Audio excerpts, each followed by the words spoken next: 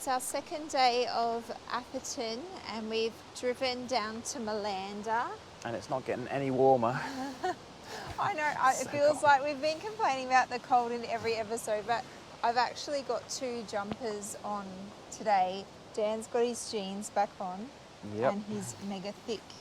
It's just, I think it's everywhere at the moment, but yeah, it would have gotten down to 5 overnight. We actually had the aircon on heat last night and then again this morning, which I don't think we've done yet. So yeah, we're at Melander Falls and we're going to go on a couple of walks. There's 2 different walks that you could do here. And I guess we're going to do that one. Do that loop. Oh yeah, this is the red tulip one. There's a red tulip one and then there's a rainforest circuit. So we'll do one and then we'll see if we want to do the other one as well. Little tree kangaroo in there, chomping on a leaf. Probably can't see it on the GoPro, unfortunately. Well, I'm getting some phone footage at the moment and zooming in as far as I can. It is so cute. It's looking at us. Yeah, it knows we're here. Hello.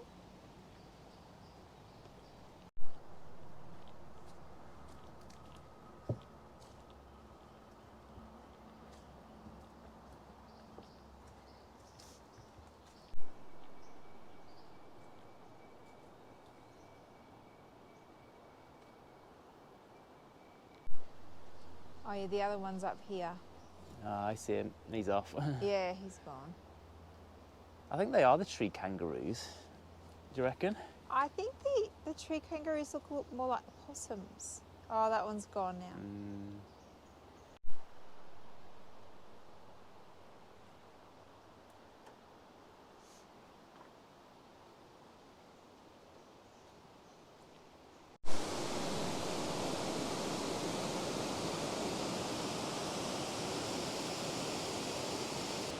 Okay, so there's Milanda Falls, just a short walk from the car park. And I reckon that'd be beautiful in summer. Nice little swimming hole.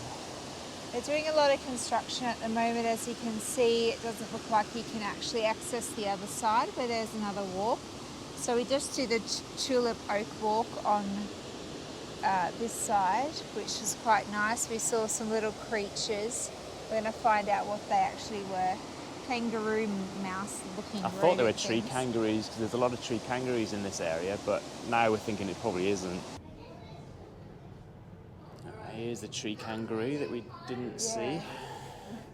So that's what they look like. Yeah, not the paddymelons. We found out that the ones that we saw were the paddymelons or paddy melons? Paddymelons. Paddymelons. Yeah. They had pets. Can we get a pet tree kangaroo, please? No.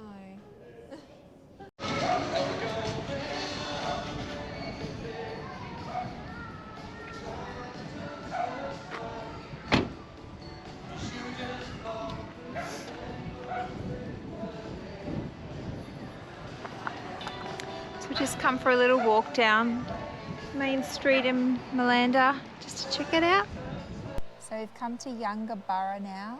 It's only 15 minutes away from Atherton or Milanda where we just were, and we're going to see a curtain fig tree. Yep, not too sure how far we have to walk to get there, but yeah, we'll find out.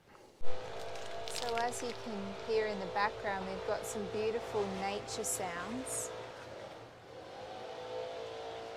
They must be doing some kind of work in here. Such a shame. Oh, leaf blowing. Leaf blowing. Okay. I don't mind leaves underfoot when I'm in nature. Yeah, it's so tranquil out here. Relaxing and peaceful. It's worth stopping here. It's pretty impressive on both sides. And this is a little infographic to show you the creation of it here.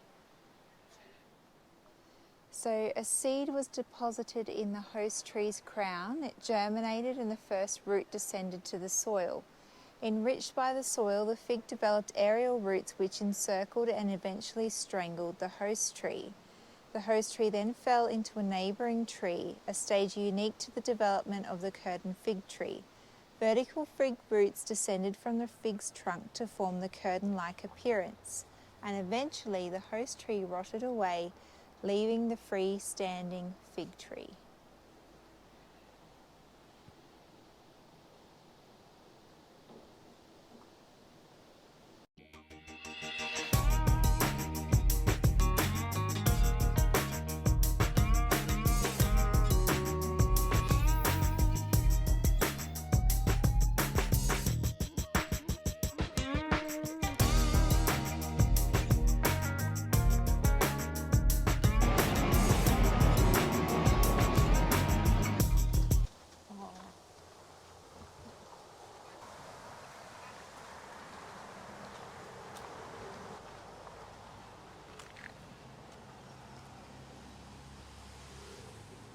No platypus. It's so cold that so they're hiding. So if we were a platypus, that's where we would be right now, in our little burrow. Good morning, and here I am at Atherton Park Run. Kim has a bit of a headache, so she's having a sleep in this morning. It's a very cold, very wet morning. Not too many people here yet, but apparently they get around 60 to 100 people here on average, I believe. So it should be a half decent turnout with this weather. Might not be so many today.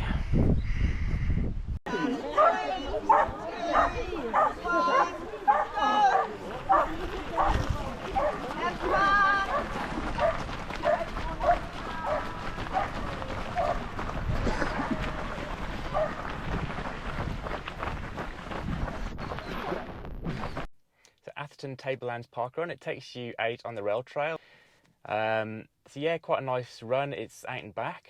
They class it as 2 loops, but the way it works is you run along the rail trail probably about 1 3/4 kilometers, and then you run back to the start another 1 3/4 kilometers, turn around, and then you go back for about 3/4 of a kilometer, and then back 3/4 of a kilometer. So they class it as 2 loops because of that. It's a nice course. Mentally, it was quite challenging. The fact that you run out and back to the start, and then you got to keep going. And on the way back, it's on an incline. So yeah, it was hard work, and it takes it out of you. But the bright side to that is going the other way. It's a downhill, so you can kind of get your breath back. And yes, it's all right. Yeah, not too bad a course. And probably my rating for this one, not one of my favourites, still very, very good, but I'll give it a 7.5. So here I am in the main strip of Atherton. I'm going to visit the Crystal Caves. So this is one of those times where Dan's not that keen and I'm really keen and I don't want to miss out. So I'm going on my own. He's just having some chill out time back at the van. Dan took you out this morning, my turn to take you out to the Crystal Caves. So hopefully it will be a cool little experience. I'm going to book in to a self-guided tour. I think they cost $25.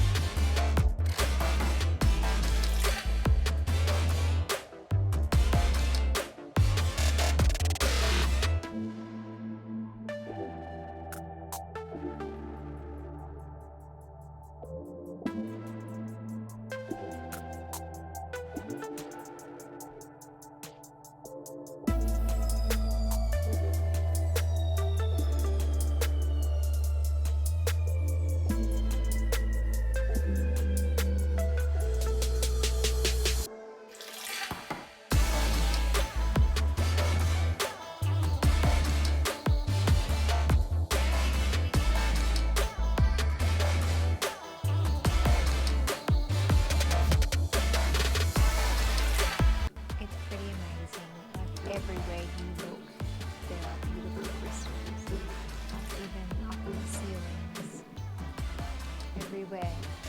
And he sourced these from all over the world. There's lots of fossils in here as well.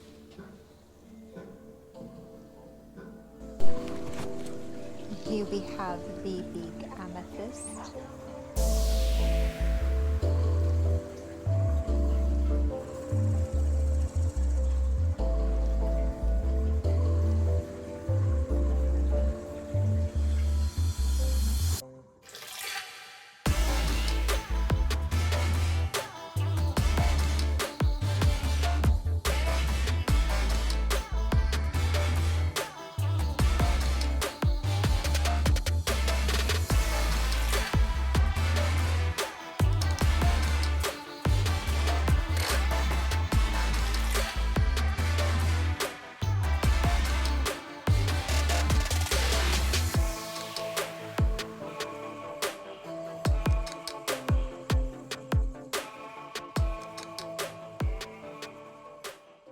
Right, we've arrived at the Bat Hospital and we're going to check out some bats up close and personal and learn a bit more about them and how they care for them. Yeah, here. something a bit different to do, so why not? Yes, it's only 4 minutes away from the Atherton Tablelands caravan park.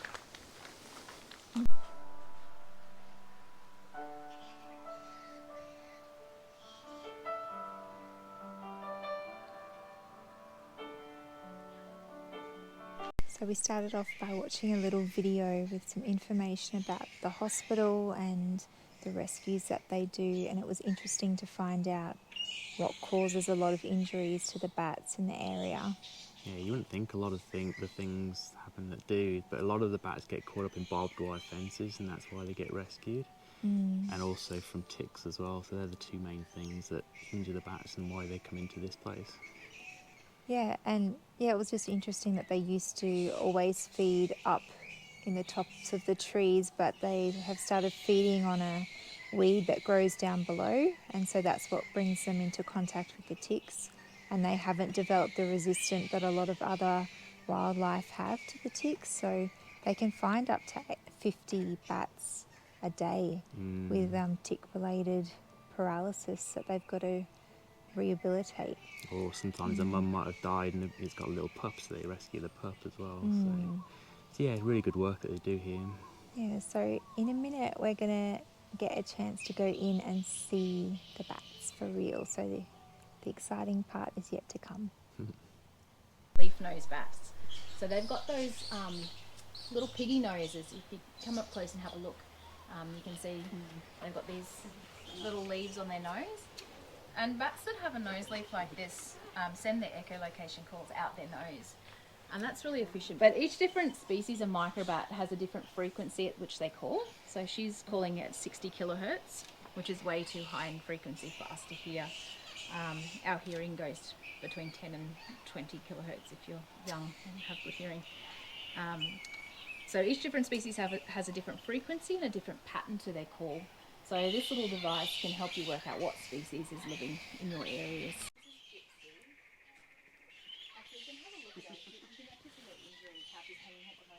So she came off a barbed wire fence maybe 2 or 3 years ago now. Ellie Sheathtail, or sorry, this is the girl.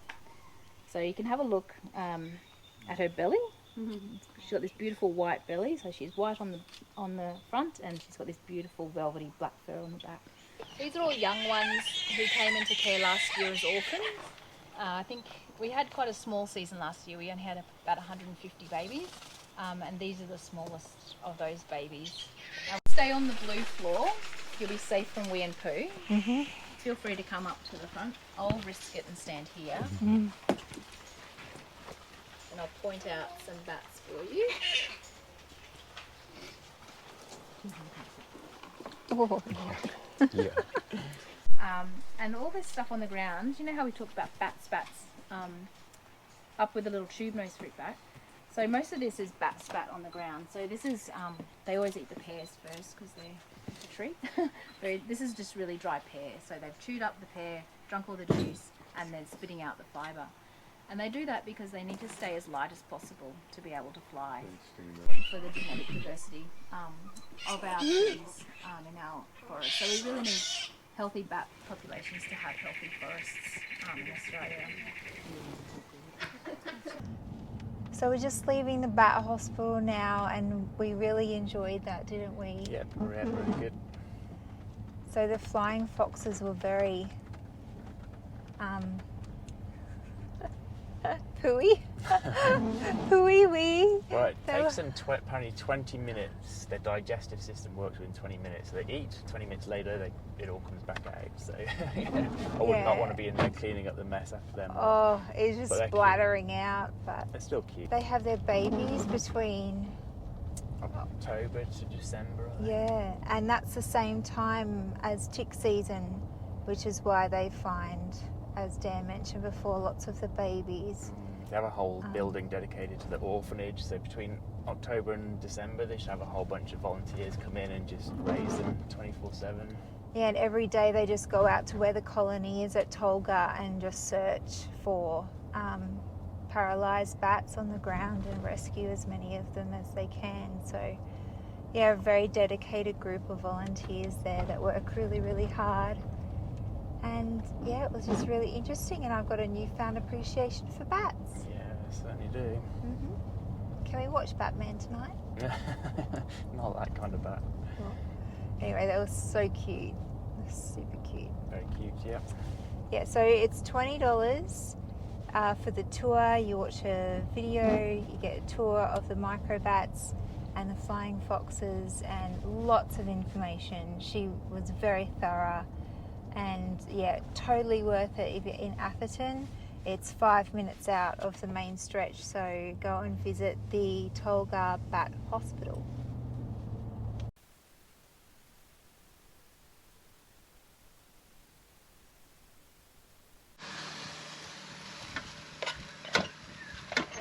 So we've cut up one seaweed sheet into tiny little bits and stirred the tofu through it. So this is going to form the pizza base. Some sushi rice with tofu and some seaweed sheets. Nori all chopped up.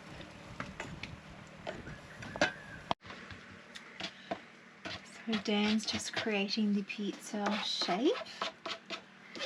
That's a good thickness, I reckon. Okay, you ready? Yep. Wish me luck.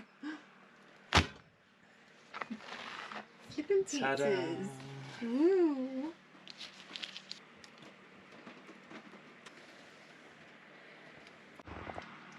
And to finish, a bit of toasted sesame seeds on top. And when you slice this up, of course, a splash of soy sauce on each slice, and delicious sushi, Japanese themed pizza. How good does that look? Hey. So here we are with the slices of the pizza. Do you reckon you can polish that off? Oh, I'll have a bloody good go, I tell you. I know. But what is a sushi pizza without the soy sauce? So I'm just going to chuck it on splash top. of that. Go on. Yes, it's definitely very different, but the flavours of the tofu that's marinated with the edamame, the avocado, the sushi rice, and then to top it off, the toasted sesame seeds, just the texture, the flavour, everything is beautiful. So yeah, I would definitely have that again. And I think what might help you...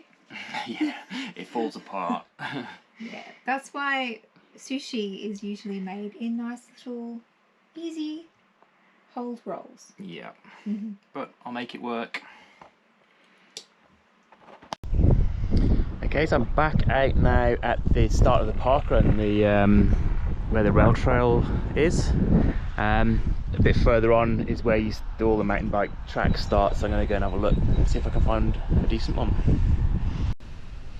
Well, I'm about 2 minutes in now and I'm already lost.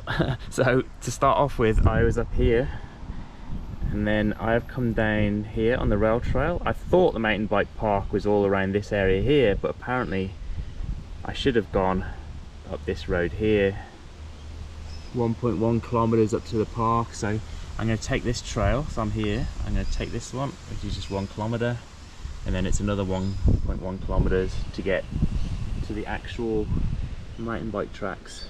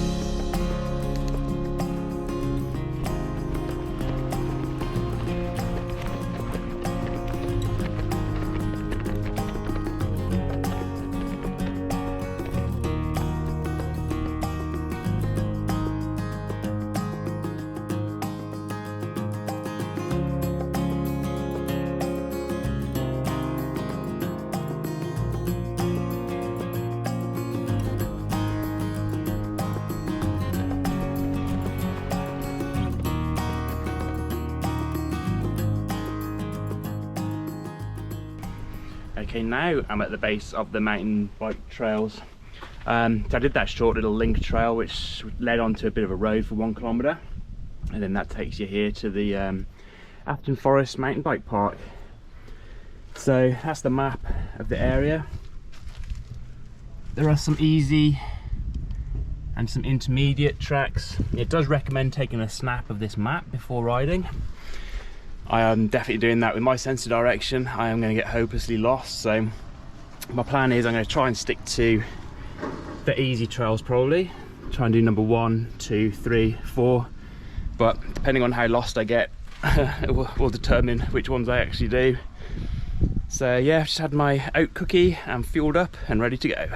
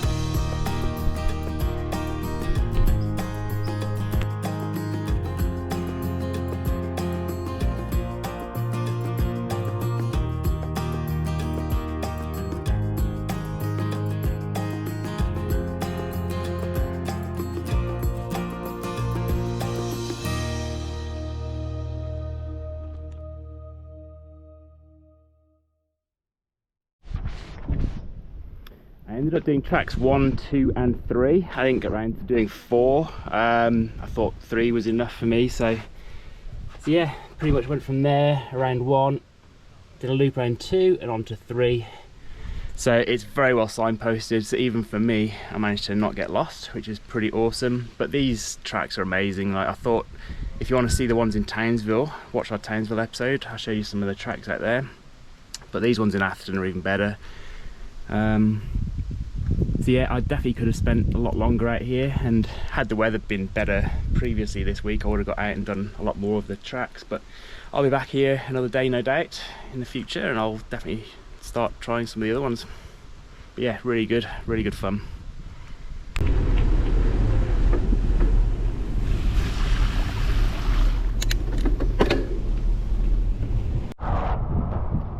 And now here we are back at the Big 4 caravan park that we're staying at.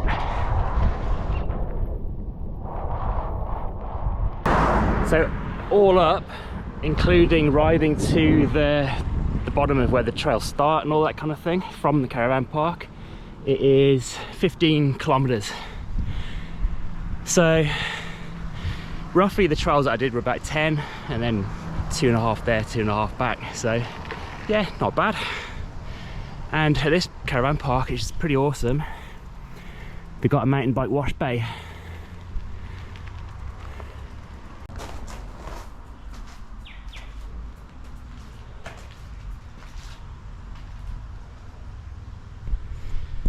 So a lot of people come and stay in this caravan park and go off and do their mountain biking. So they've got this little bay that you can do repairs and wash your bike and all that kind of stuff. So yeah, how good is that?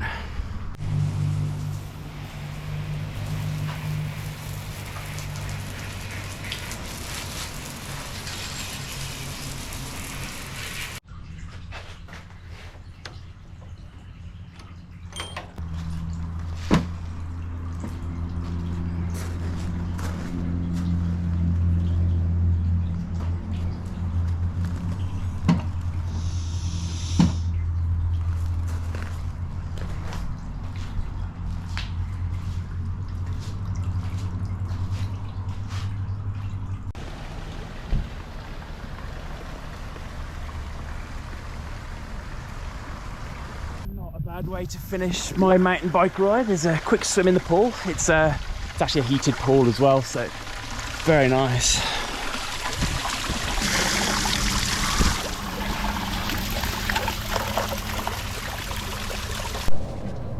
So we've just left Atherton, the NRMA Big 4 park there.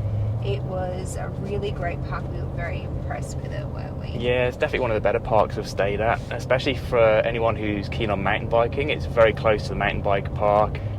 Just had a really nice friendly vibe, didn't it?